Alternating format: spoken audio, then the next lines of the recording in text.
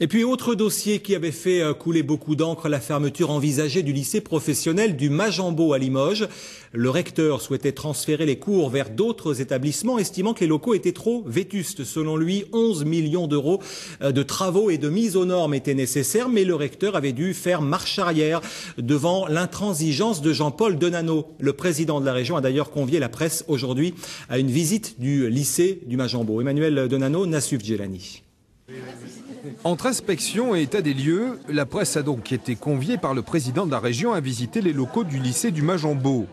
1h15 après avoir arpenté en long, en large et en travers l'établissement soi-disant vétuste, nous avons interrogé au hasard les principaux intéressés. C'est des locaux qui sont parfaits. Enfin, pour moi, personnellement, je suis là depuis cette année. Et moi, je suis dans les bâtiments de mode. Et c'est des bâtiments qui ont été refaits il y a à peu près 2 ans.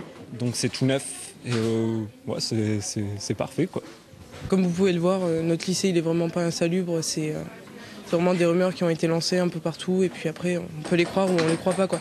C'est vrai que c'est un lycée qui a quand même plus d'une trentaine d'années, mais on a des très bons locaux qui sont en très bon état. Même si c'est vrai, il y a quelques travaux à faire, mais pas pour 11 millions d'euros, ça c'est sûr.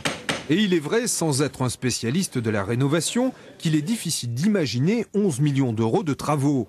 Ici, les 320 élèves semblent avoir un bel outil de 3000 m².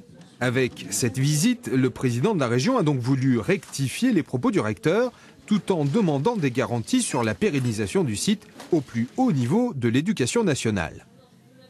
Ce que j'attends maintenant, c'est que Luc Châtel réponde à ma lettre sur la suppression de postes. Parce qu'aujourd'hui, on apparaît au plus pressé. Enfin, le recteur apparaît au plus pressé en disant on ne ferme plus les établissements. Mais rien n'a été dit sur les suppressions de postes. Et si les suppressions de postes sont maintenues, il y aura forcément des dégâts quelque part. La balle est donc dans le camp du ministre et du recteur. Les élus locaux craignant que le cas du Majambo ne soit au bout du compte que l'arbre qui cache la forêt. Et puis, toujours sur ce dossier du Majambo ainsi que celui de l'EREA à Meymac en Corrèze, je vous propose d'écouter la réaction de Pierre Allard, le porte-parole du groupe Limousin Terre de Gauche. Je crois que c'est des leurres qu'on nous a envoyés. C'était tellement gros que personne n'y croyait trop.